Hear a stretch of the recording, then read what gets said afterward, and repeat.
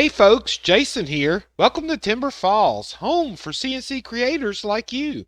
In today's video, we're going to go over some shortcuts to make your life easier. All the shortcuts in this video today can be found in one of two places. If we go up to our help section, we have a tab that says shortcuts. Now this lists a lot of the general shortcuts that we're going to go over today. However, there is a more comprehensive list. You go up here to help and go to the reference help, which is also F1. There is another tab that says keyboard shortcuts and mouse control. Now if you navigate through some of these, you'll find that there are a lot more shortcuts listed here than in this other list. That seems to be just the most common ones. I'm going to draw a vector. Now some of the first and earliest shortcuts that I want to show you are the keyboard shortcuts to a lot of the functions that exist in Carveco. Most of these shortcuts are pretty intuitive and easy to remember because the first letter of the function is actually the key of the shortcut. For instance, T is our transform tool. So we can open up our transform tool at any time by hitting the T key. Another shortcut is to close any window. You can close any tool or window simply by hitting escape. So by pressing these two buttons, you can jump in and out of your transform tool.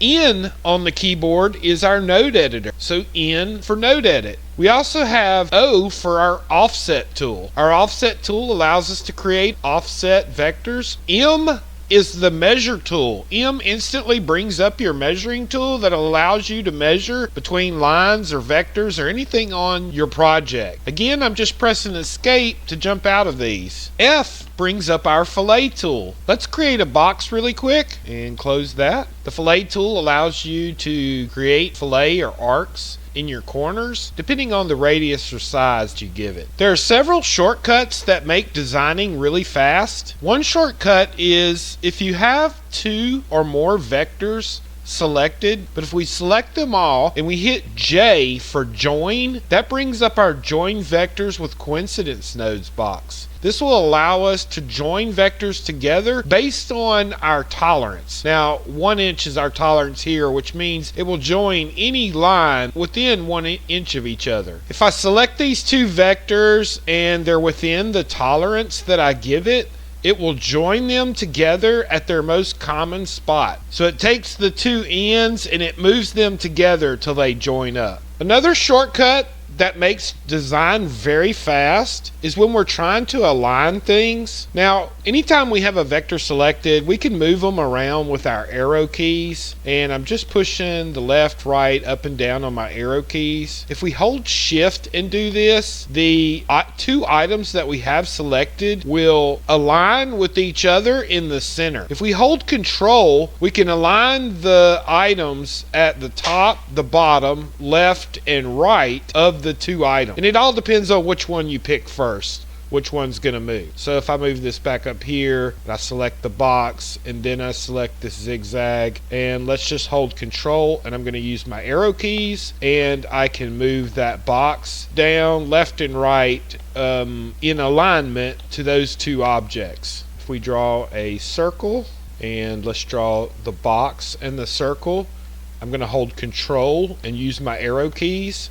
I'm aligning left and right, up and down. If I hold shift, we go to the center, and we can center inside of each other. Another great shortcut that makes design simple is when you want to make copies of something. Anytime you have a vector selected, if you hold control down, you can simply drag extra copies of whatever you have. So if I select this box, I hold control, I can create copies, endless copies of this box. This also works in clip art. So if I open up my clip art library and I just bring in something, I can grab this blue clip art, hold the control button down, and now I can make a bunch of copies of it. We can use these copies to merge and paste together to make a collage of different items. Many of you are probably familiar with the button F9. F9 centers any object in the middle of your project. The other F keys also do something. F1 brings up our Carveco reference.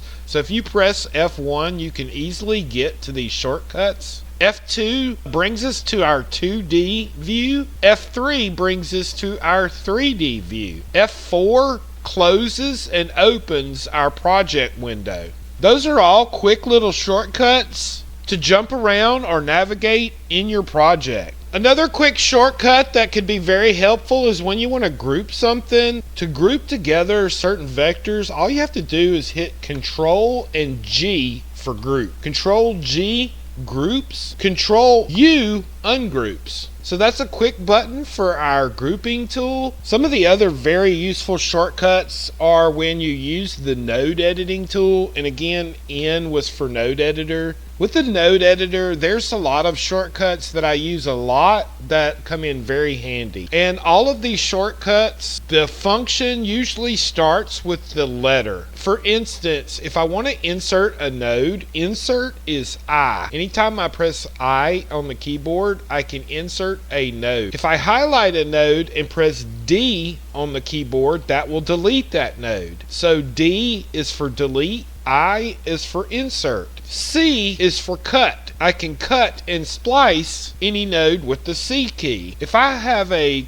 corner that I want to create a smooth curve to it instead of this sharp corner, we can press S for smooth. We also can highlight those same vectors and press L to create a line. So S is smooth, L is a line. Now I have some Bezier curves over here. If I press A, I turn that into an arc. A for arc. B will turn it back to Bezier curves. So all of these little keyboard shortcuts are very useful when you're doing node editing. And just remember that the function and the letter both start together. So C for cut, I for insert, D for delete, L for line, B for Bezier curve, and A for arcs. Another node editing shortcut is when you want to change the alignment of a line. If you highlight both of the nodes, and let's say we want to align this to our x-axis, if we press X on the keyboard, this will instantly align those two vectors to that x-axis. If we want to align to the y-axis, we simply just highlight the strand that we want to align to the y-axis and press Y. So you can easily square something up that's not square by first clicking the Y and then clicking the X, and now we've created a perfectly square, or we squared out that particular vector. This is a very helpful and useful shortcut that can make designing very easy.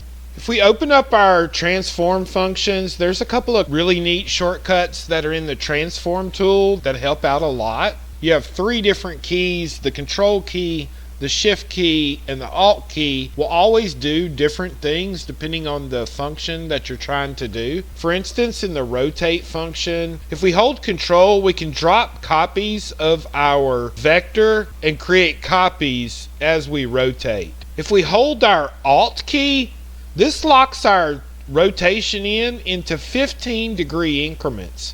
And you can see over here in our little clockwise that we're moving 15 degrees at a time. This helps when you want to keep something in perfect alignment as you rotate it around or keep it on a certain plane. Shift locks in the middle spot so it can't move. This allows us to rotate it perfectly without the center moving. Another shortcut that makes design very fast, if you create text, if you put a space in here and hold the control key, you can simply move the text on the side of the line anywhere you want it. This is a great way to take text and split it up or make a certain size in between your lettering. So if I wanted to space this lettering out, I can hold my control key and we're just pulling this out and creating space in between our text. The last shortcut I wanted to share with you guys is the undo and redo button. If you hold Control Z, you do the undo.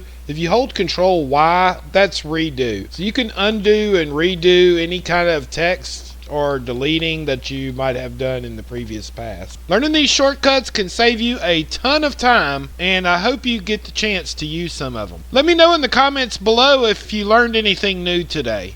Thanks guys, I'll see you on the next one. Guys, if you found this tutorial helpful, give us a thumbs up. Consider subscribing to the channel and share this with someone. I'd like to give a big thanks to all of our Timberfalls Elite members. You guys keep the bit spinning and we really appreciate your support. If you're interested in becoming a Timberfalls Elite, check out the link below or our website at timberfalls.us. Thanks guys.